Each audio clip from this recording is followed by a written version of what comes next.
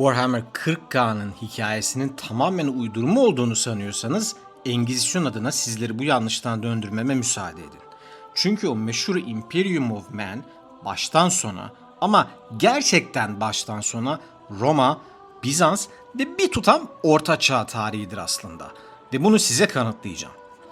Dune ve Yüzüklerin Efendisi gibi efsane edebi eserlerden birçok noktada ilham alan Warhammer 40K'nın bir o kadar sağlam, belki de daha sert diyebileceğimiz gerçek insanlık tarihinden esin alan kısımları size bu kadar da olmaz dedirtebilir.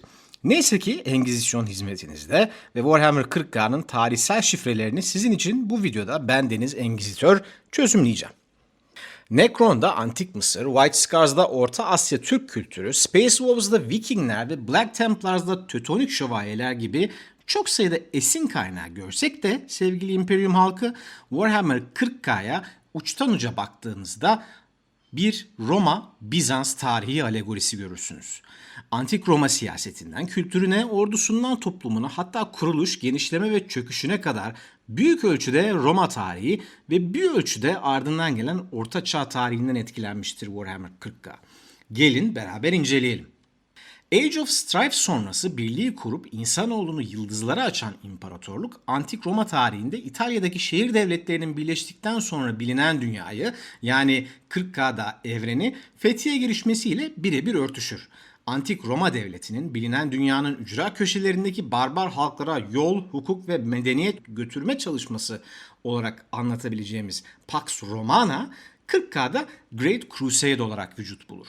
İmparatorluğun lejyonları ve sayısız ordularının önderliğinde fetihlerle bilinen dünyanın tamamının yakınına genişlemesi, bu genişleme sürecinde sefer güçlerinin beraberindeki siyasetçiler, bilim insanları, hukukçular ve idarecilerle ele geçirdikleri yerleşimleri Roma medeniyet, kültür ve hukukunu dayatmasını, 40K'daki İmperium'un kopuk kalmış insan kavimlerini birleştirmek üzere bilinen evreni fethederek ele geçirdiği gezegenler uyguladığı compliance, yani uyumlama ya da hizaya getirme diyebileceğimiz politika ile tek bir üniter devlet haline getirmeye çalışması olarak görürüz. Medeniyet, yol, yasa, sonra istop. Elbette bu yukarı çıkış sonsuz olamazdı. Tıpkı Roma gibi İmperium'da en geniş sınırlarına ulaştığında durmak zorunda kaldı ve durduğu anda çürümeye başladı. Tıpkı Roma İmparatorluğu olduğu gibi Imperium of Man de doğal olarak ulaşabileceği en geniş sınırlara ulaştıktan sonra baskıcı ve ağır bir bürokrasi, yani Adeptus Administratum eşliğinde önce bir duraklama, sonrasında da gerileme dönemi girer. Hoş, bu biraz da Horus Heresi ve onun yarattığı yıkımdan ötürü olur ama benzerlikler bununla sınırlı değil elbette. Hem de çöküş dışarıdan olduğu kadar tıpkı Roma'da olduğu gibi içeriden de gelmiştir aslında. Tıpkı Roma'nın baş etmek zorunda kaldığı kavimler göçü gibi 40K'nın İmperiumu da Tiranidler, isyancı ordular, orklar ve diğer uzaylılar gibi çok sayıda düşmanın her yönden sürekli saldırısı altındadır. Ve nasıl ki Roma'nın kavimler göçü ve maruz kaldığı sayısız saldırı sonunda beli büküldüyse, İmperium'un da belli sayısız saldırı neticesinde ama en önemlisi de içeriden gelen bir çürümeyle bükülmektedir.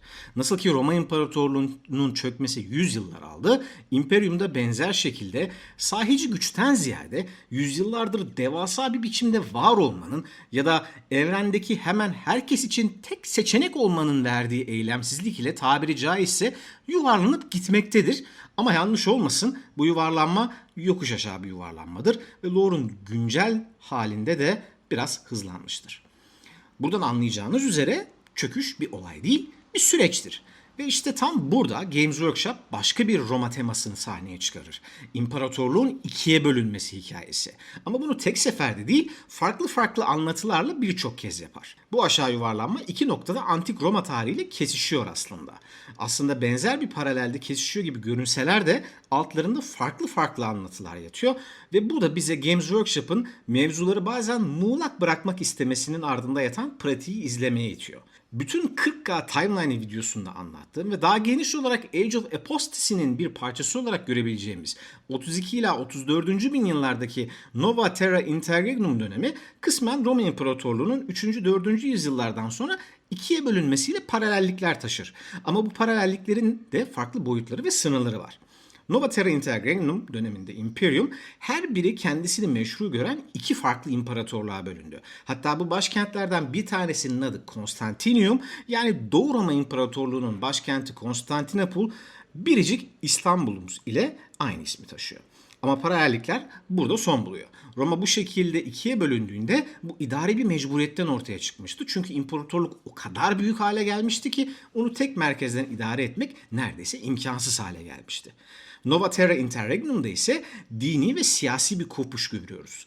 Konstantinium ayrı kaldığı süre boyunca kendini imperiumun asıl temsilcisi olarak görüyor ve Terra'nın egemenliğini reddediyor. Buna bakınca da aslında Roma tarihindeki 3. yüzyıl krizi akla geliyor. Bu dönemde özellikle Galya bölgesinde Roma'nın egemenliğini reddeden isyancı bir ayrılıkçı devlet ortaya çıkmıştı ve kanlı iç savaşlar sonrasında bu bölge tekrar Roma egemenliği altına alınmıştı. Anlayacağınız o ki Games Workshop Roma tarihi referanslarını genel bir çerçeve olarak almış olsa da Roma'nın bölünme temasını aynı Roma tarihinde olduğu gibi birden fazla kez hikaye örgüsüne yedirmiş durumda. Peki imparatorluğun ikiye bölünme teması burada bitiyor mu? Tabii ki hayır. Batı Roma çökerken Doğu Roma yani Bizans 1000 yıl daha yaşadı. Ve işte 40K'nın bugün geldiğimiz noktadaki en taze, en kanlı bölünmesi de tam buraya. Bizans'ın o uzun ve yorgun ömrünün son yıllarına göz kırpıyor. Cadia düştükten sonra galaksiyi boydan boya yaran o korkunç warp yarığı Cicatrix Maledictum Imperium'u fiilen ikiye bölmüş durumda. Astronomika'nın ışığına hala erişebilen Imperium Sanctus ve o ışığında kopmuş, karanlığa terk edilmiş Imperium Nihilus. Cadia'nın düşüşü videomu izleyenler bu yarığı gayet iyi hatırlayacaklardır. Tabi 40K'daki bu bölünme de tercih sebebiyle değil, evrenin gidişatını baştan aşağı etkileyen muazzam bir olayla meydana geldi. Ama Imperium hala küçük yarıklardan ya da kopup gelen bir iki gemiden faydalanarak iki yarı arasındaki bağı canlı tutmaya çalışıyor. Büyük ölçüde başarısız olsa da. İşte bu bölünme idari bir tercih değil. Tıpkı Batı Roma'nın barbar denizinde yalnız kalması gibi imparatorluğun yarısının kaderine terk edilmesidir. Imperium Nihilus ışıktan mahrum, sürekli kaos akınlarına maruz kalan, merkezle iletişimi kopuk bir halde tıpkı Batı Roma'nın son yüzyılları gibi parça parça çürümeye başlamıştır. Bu noktada arayı açıp küçük bir hatırlatma yapmak istiyorum arkadaşlar. Eğer bu tarihsel analiz hoşunuza gittiyse videoyu beğenmeyi ve bu evrenin derinliklerine dalmak isteyecek arkadaşlarınızla paylaşmayı lütfen unutmayın. Size göre hangi tarihsel paralelin en şaşırtıcı olduğunu da yorumlarda tartışalım ve beraber karar verelim. Roma analojisini biraz daha kurcalamak istiyorum. İmparatorun kendisine bakın mesela. 10.000 yıldır altın tahtında ne tam ölü ne tam diri yatan, artık konuşmayan ama herkesin adına yeminler, dualar ettiği bir figür. Bu size antik Roma'nın kültürünü, imparator kültürünü, Divus Augustus'u yani tanrılaştırılmış Sezar'ı birazcık hatırlatmıyor mu? Roma imparatorları öldükten sonra senato tarafından resmen tanrı ilan edilir, adlarına tapınaklar dikilir, rahipler atanırdı. İmparator yaşarken bir devlet adamı, öldükten sonra ise bir tanrıydı. 40K'nın imparatoru ise bu iki hali aynı anda yaşıyor. Hem bir ceset hem bir tanrı. Hayattayken ateşli bir ateist olarak insanlığa tanrıların yalan olduğunu öğretmeye çalışan bu adamın ölümünden sonra galaksinin en büyük dininin merkezine oturtulması ise tarihin imparatoru oynadığı en acı oyundur belki de. Ki bu da bizi Roma'nın başka bir dönüşümüne, paganlıktan Hristiyanlığa geçişine getiriyor. Ama araya bir not daha düşmek istiyorum. Roma siyaseti ve askeriyesiyle olan bağlantı sadece bu kadar değil. Kaosa dönen ve isyan eden lejyonlar aslında Roma tarihinde senatodan ya da devletten daha çok komutasında oldukları generale sadakat duyan ve bu nedenle de kolaylıkla iç savaşlara alet edilebilen lejyonlardan esinleniyor arkadaşlar. Askeri kısmı burada biraz azaltacak olursak Ecclesiarchy yani Adeptus Ministorum imparatorun tanrısallığı üzerine kurulu olan devasa kilise yapısı neredeyse birebir Ortaçağ Katolik kilisesidir arkadaşlar. Bir devlet dini var, başında bir ruhani lider, Eklezyark var ki bu da aslında Papa'nın ta kendisidir. Sayısız aziz, şehit, kutsal emanetler, seferler, Engizisyon mahkemeleri. Düşünsenize kelime bile aynı. Engizisyon. Bendenizin de mensubu olmaktan onur duyduğu o kurum ama kabul edelim. Bizim üniformalarımız daha şık. Roma Kilisesi'nin sapkınları avlamak için kurduğu Engizisyon ile imparatorun düşmanlarını avlayan Engizisyon arasında fazla benzerlik var deyip geçemeyiz. İkisi de aynı şeyi yapıyor. Kendi dogmalarını tehdit eden her fikri, her sözcüğü, her şüpheyi sistematik bir şekilde yok ediyorlar. İkisi de meşruiyetini sadece Tanrı'dan değil, aynı zamanda o Tanrı'nın yeryüzündeki tek temsilcisi olduğunu iddia eden kurumdan alıyor. Ve ikisi de o kurumun zamanla Tanrı'dan daha güçlü hale geldiğini görüyorlar ve yine de devam ediyorlar. Bu kilise tablosunu iki kurum daha tamamlıyor bu arada. İlki Adepta Sororitas yani savaş rahibeleri. İmparator adına savaşan, zırhları kadar imanları da çelikten olan bu kadınlar Orta Çağ'ın tapınak şövalyelerinin, hatta Hospitaller şövalyelerinin ve diğer dini askeri tarikatların doğrudan bir yansıması aslında. Din ve kılıcın, iman ve şiddetin tek bir bedende birleşmesi diyebiliriz. Roma'nın Hristiyanlaşmasından sonra Tanrı bunu istiyor diyerek sefere çıkan o Haçlı ruhu Adepta Sororitas'ta vücut buluyor. Bir de şu var, tarihte kilisenin en sadık infazcılarının çoğu genellikle bu tip dini tarikatlar ve savaşçılardan oluşuyordu. Games Workshop bu detayı atlamamış, Sisters of Battle'ı doğrudan Eklezyarki'nin kılıcı yapmış. İkincisi ise biraz daha karışık bir esin kaynağı. Adeptus Mechanicus. Mars'ın o teknoloji rahipleri makineyi kutsayan, bilgiyi din gibi gizleyen ve yeni bir şey icat etmek yerine kadim sırları tapınırcasına koruyan o garip mezhep Orta Çağ'ın lonca sistemiyle manastır geleneğinin bir karışımı diyebiliriz aslında. Orta Çağ'da da bilgi kiliselerin ve manastırların elinde toplanmış, halktan saklanmıştı. Sadece belli bir zümre bunlara erişebiliyordu. Bir katedral inşa eden ustaların sırlarını nasıl kıskançlıkla koruduğunu, bilgiyi ustadan çırağa fısıldadığını düşünün.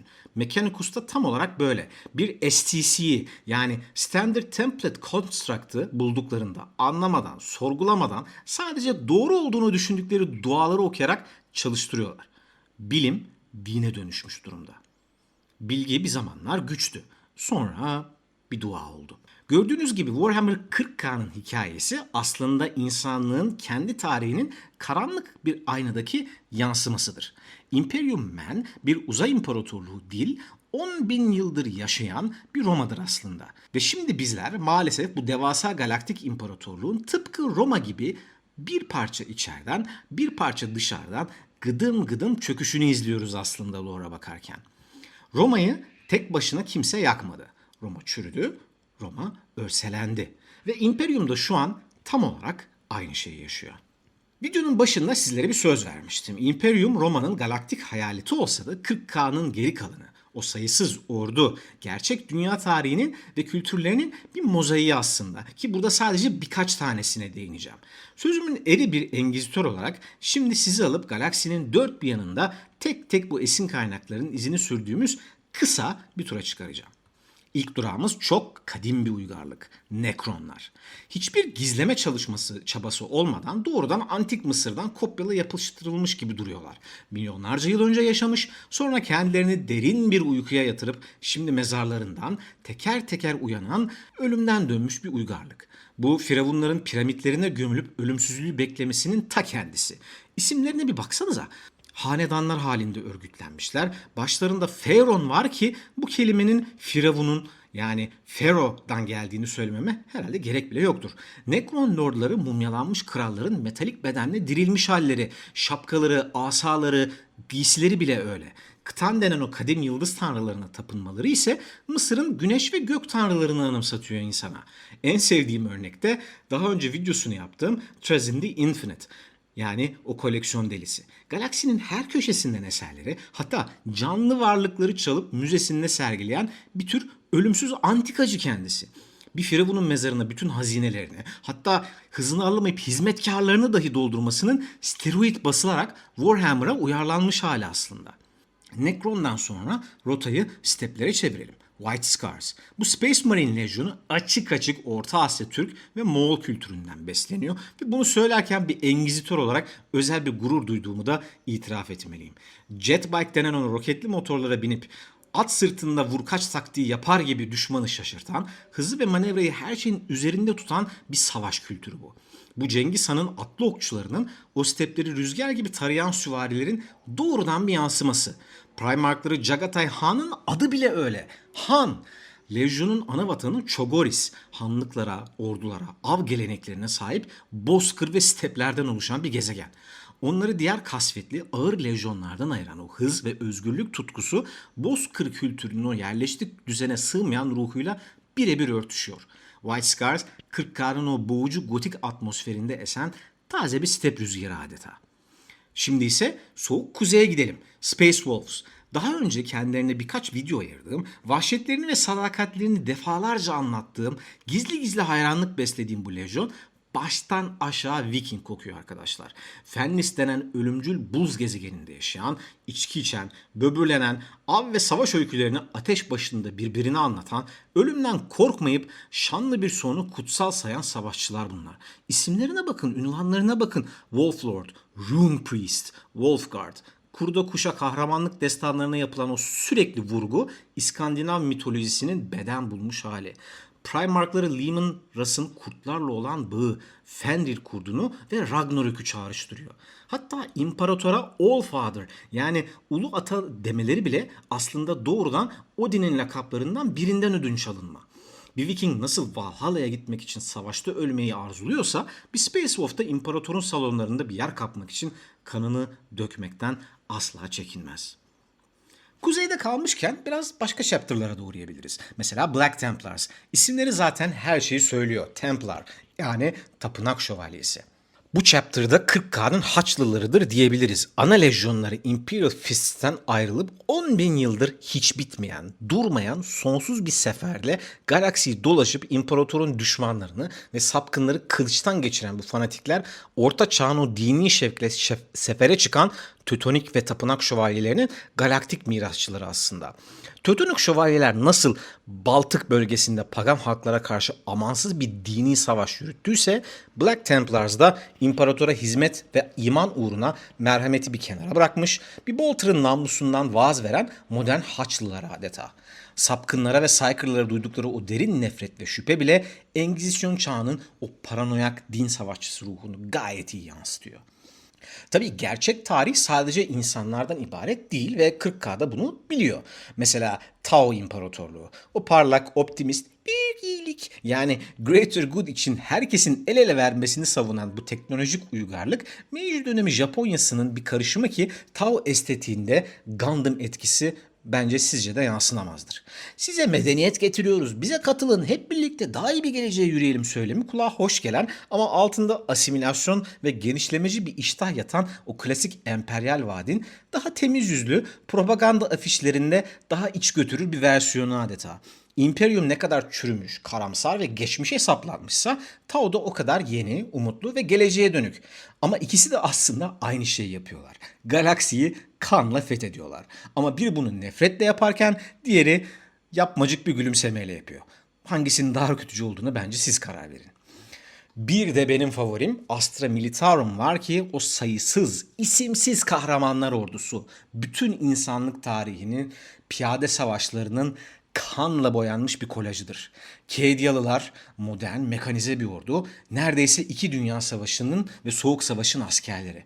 Death Korps of Krieg ise doğrudan 1. Dünya Savaşı'nın o korkunç siper savaşlarından, Somme''dan, Verdun'dan fırlamışlar gibi gaz maskeleri ve sonsuz siperler insan hayatını hiçe sayan kitlesel taarruzlar ve ölümü bir görev hatta bir kefaret olarak gören askerler.